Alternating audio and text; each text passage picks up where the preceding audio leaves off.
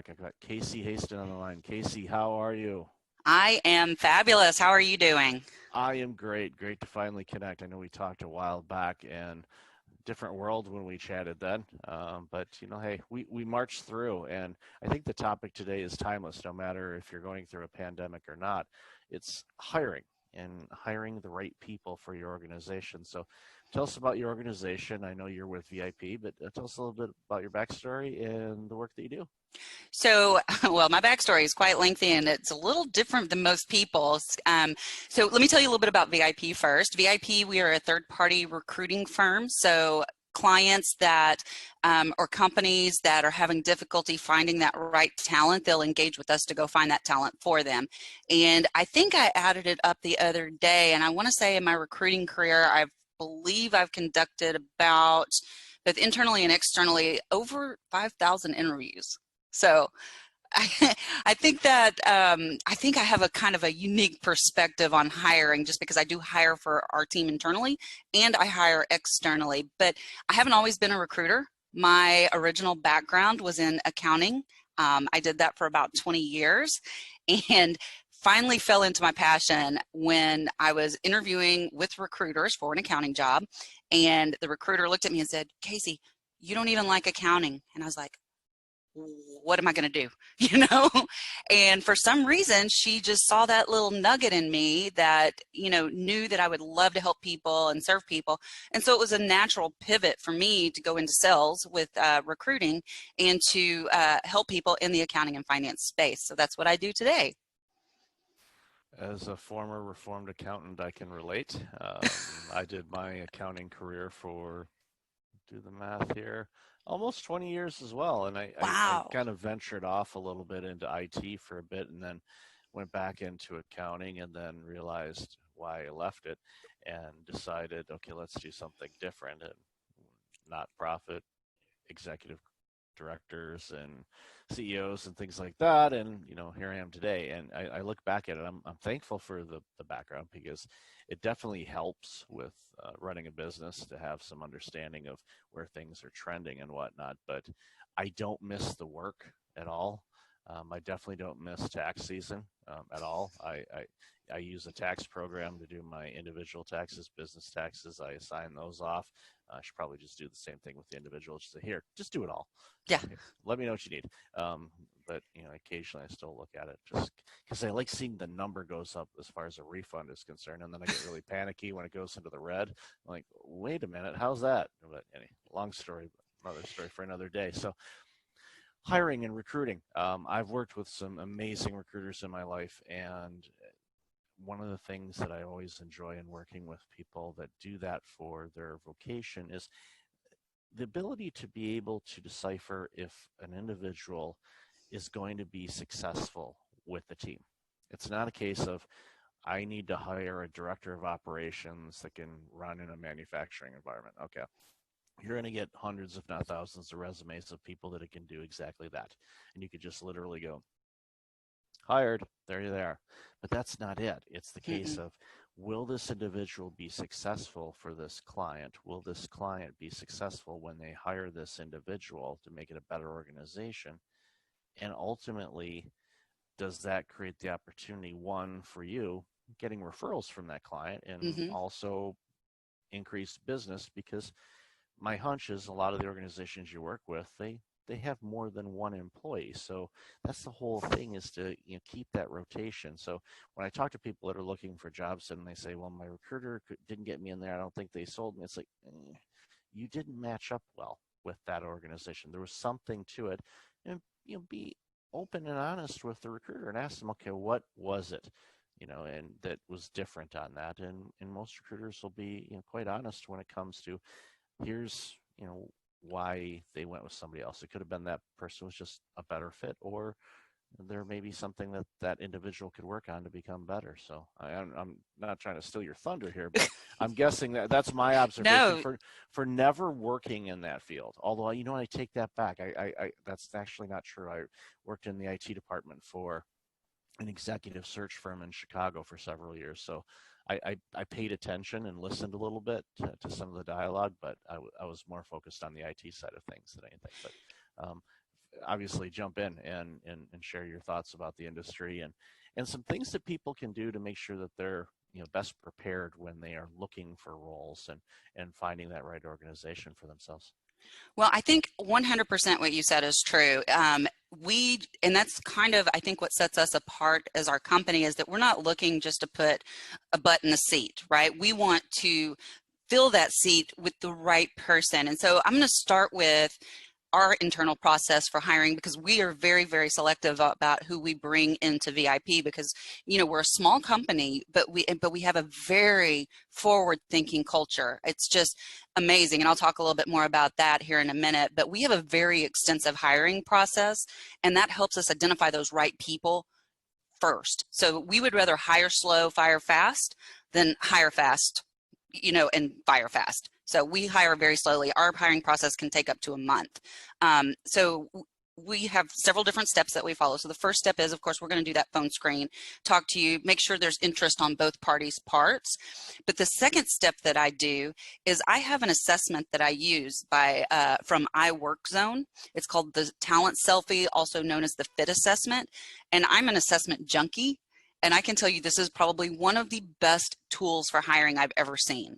And it benchmarks, it goes, I'm not going to go into too much detail about it, but it measures across 4 different quadrants: external wiring, like your Myers-Briggs, whether you're task or people oriented, whether you're active or passive. And then the most important part is your internal wiring. Like for me, I could be an accountant, but my internal wiring is the exact opposite of an accountant.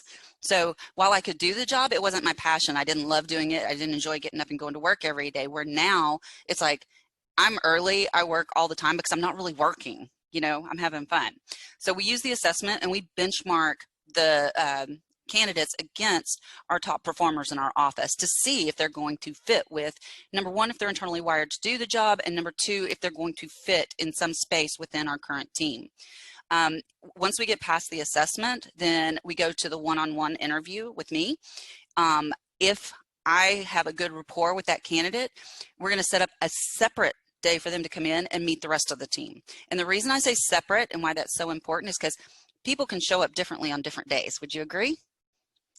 And so I want to make sure, I'm sorry? Definitely. Yeah, and I want to make sure that they're showing up consistently.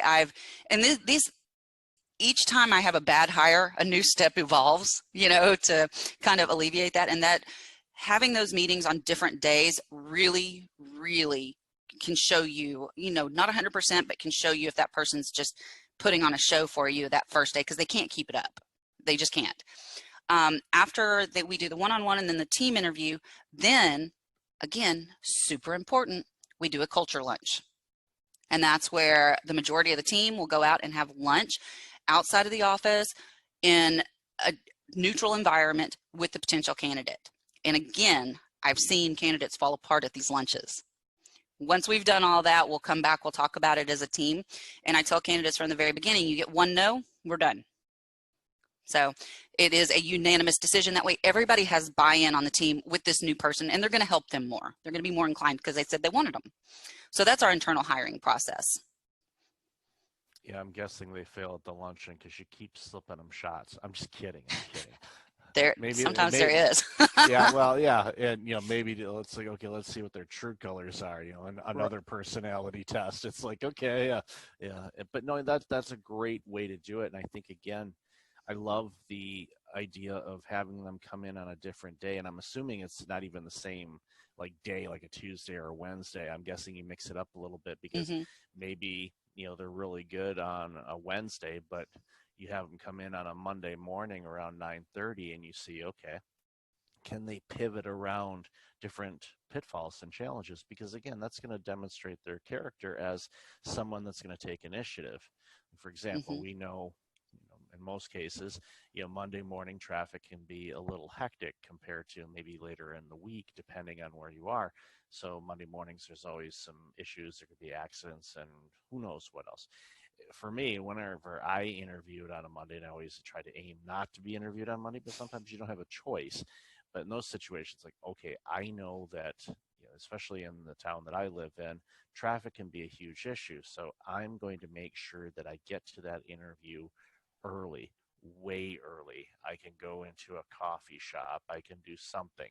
Um, I'd rather be there early than rush and be late, because when you're late, you're thinking about all of these Mm-hmm. things, and obviously with a firm like yours, it, there's no excuses. I mean, yes, things could happen. If a bridge collapses or something, there's going to be an understanding on that. But if it's just normal traffic and someone is late, again, that does not bode well for that candidate, and you have some concern about that candidate being able to be on time for the client employer, because sometimes they could demonstrate that they don't really put time and effort into being prepared to meet with you, because it's a very important meeting. This is a Mm-hmm. crucial meeting, and I think I've seen this because I've been in the hiring business of hiring for people that I've worked for, and my own team and everything like that. And it, it's funny where I'd pull my hair out if I had any with some of the people that I've interviewed, going,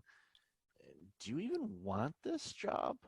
Because they certainly aren't demonstrating any desire or initiative to want it and put their best foot forward.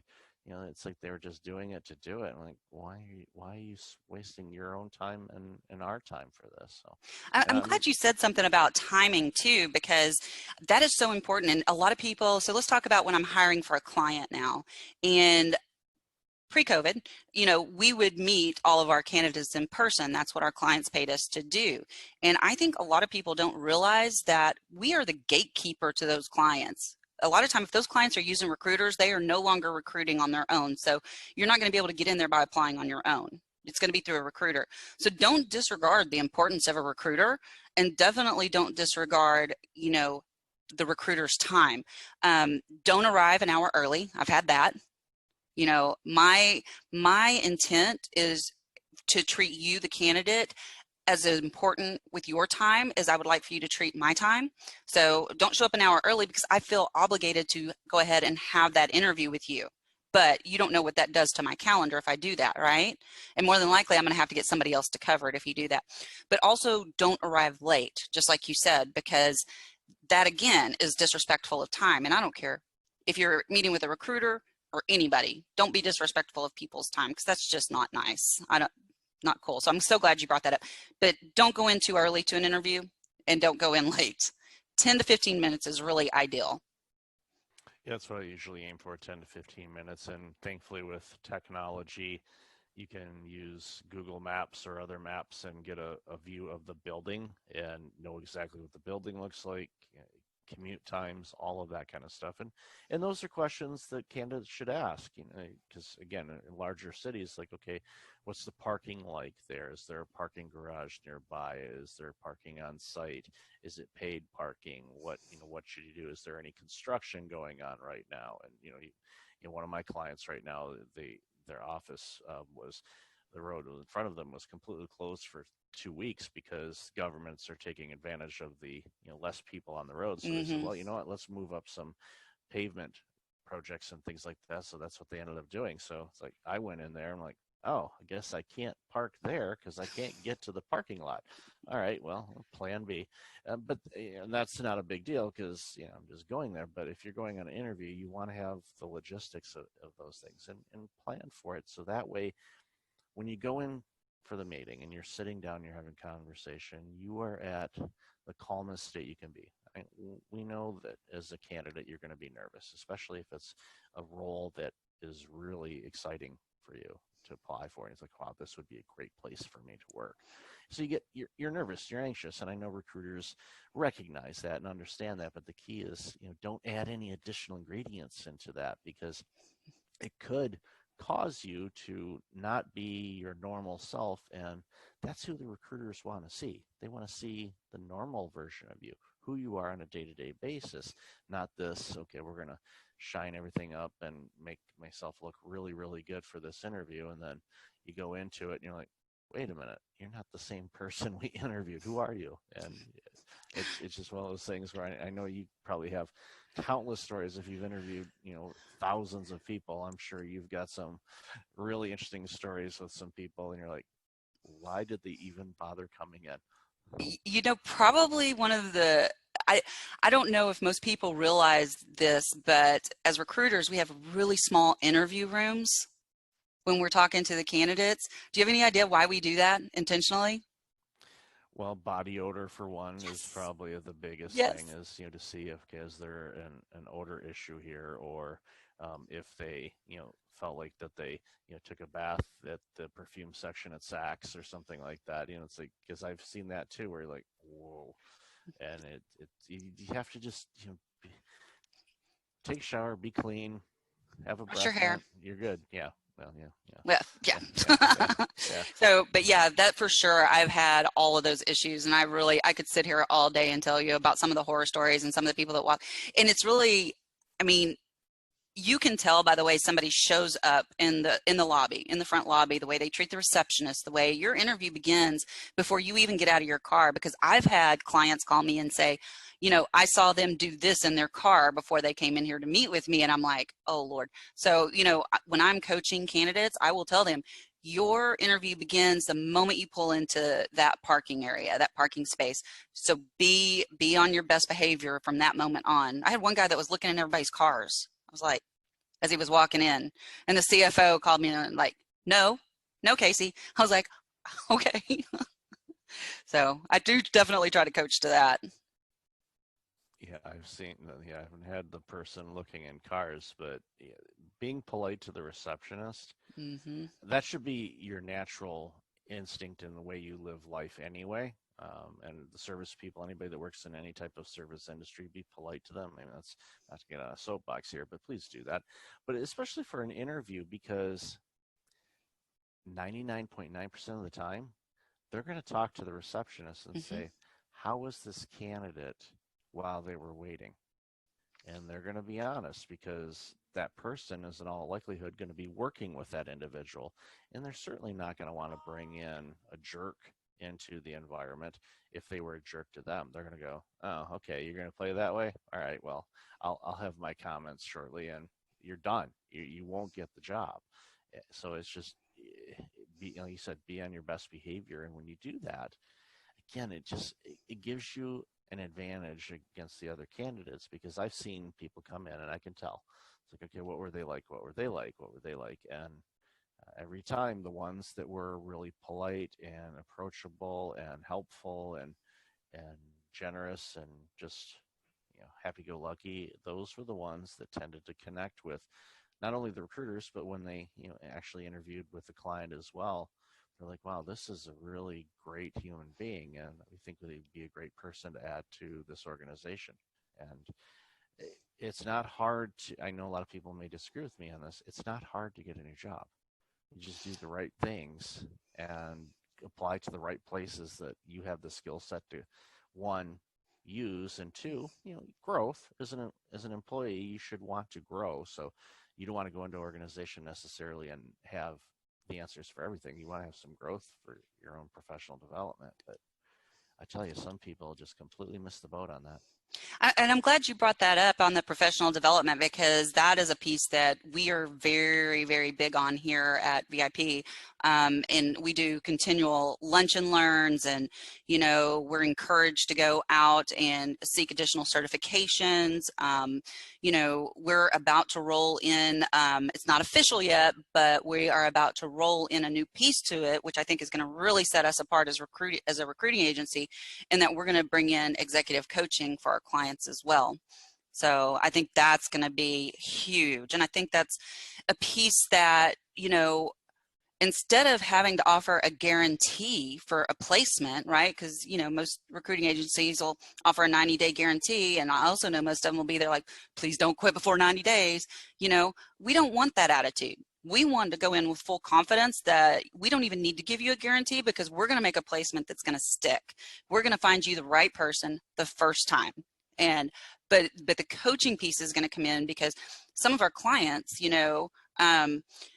we can't get people to go interview there because they have such bad reviews, and the culture, and what they have such high turnover. And so we want to be able to offer them a solution to that, to build up those teams, to build those better teams, so that they can get the good talent that they seek.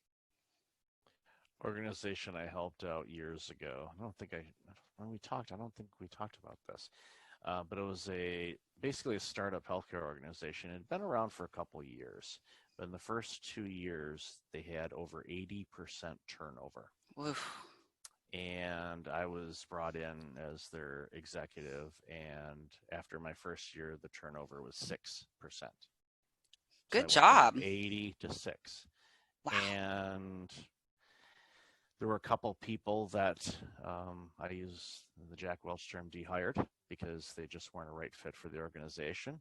But the remaining staff stayed there, and many of them are still there today. And that was 6 years ago.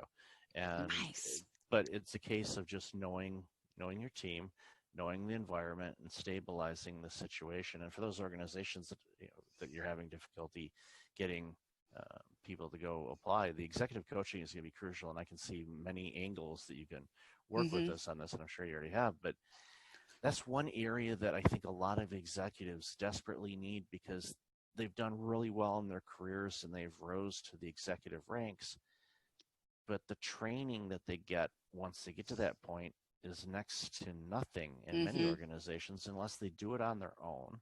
Some do, many don't, and it's such a lost opportunity because if you can coach these executives on how to be better leaders, shameless plug, how to prevent burnout as a leader, all these things, once you do that, then all of a sudden you have a healthy leader. If you have a healthy leader, then you have a healthy team and a healthy organization that's making Yep. better products and services for the society. And I think it has such a huge ripple effect both ways. If you have a strong leader that's doing well and is healthy and is leading a great organization and everybody in the organization is doing well, then when you go through a pandemic, guess what? Those organizations are still around and they're agile and they're doing the things that are fine, and they're not worried about, are we going to still be in existence if this lasts much longer? They're not going to have to worry about it because they have the flexibility and the skill set to be able to navigate these really interesting waters. And I commend your organization for adding that. That is definitely a big step and not something you see very often with any search firm, Yeah. much less the the specialized one. So kudos to you and your team for rolling that out because I think that's going to be a game changer and it's going to make organizations stronger. So thank you for investing in those organizations by Yeah. doing that. Yeah, and I can't say enough good things about VIP. I am the director of recruiting here, but I don't have an ownership piece here, but I feel like I do. You know, I feel like I am just as much a part of this business and that I impact whether or not it succeeds as anybody else. And that's because I'm empowered from the top to do those things. I mean, very forward thinking company. In fact, we've been hiring while we were still sheltering at home. I met a couple of new people when we came back to the office and I was like, oh, hey, we've been talking and emailing. So it's nice to meet you in person, but we virtually onboarded them. It was seamless. It worked out fantastic. And, I mean, along with the coaching, we also have our podcast that we do. And, it's called We Are VIP. And there's one single mention of VIP in the intro that says brought to you by VIP. Other than that, there's no selling. We're not selling our services. We are giving value to our candidates and to our clients first. And we have had some stellar people on the podcast to share information, whether it was about mindset, hiring, writing a resume, getting through those applicant tracking systems with those big companies. I mean, we had a guy that came on, he says, I am telling you, I'm giving you the hack. Here's how you get in with us. I want to see your resume, but you got to do it right. So, I mean, we've just had some really, in fact, you're scheduled to come up on our podcast soon too, I think. Yep, in a couple of months, I'm looking forward to that conversation. But no, I think it's great for what you're doing because again, it's like any matchmaking thing. When you have two parties that actually do fit together, it just makes for such a better situation for everybody involved, and it helps make organizations grow and better and stronger because the skill sets that are brought by the candidate matched up with what the organization does. It just creates this amazing environment. So in closing, what is one tip that you'd want to give to candidates about being successful, and also a successful tip towards employers to being successful in finding these right people? So my tip's going to be kind of the same for both. The first thing I'm going to tell candidates is find your passion. Find your passion so you don't work a day in your life. And for companies that are hiring, look for the passion.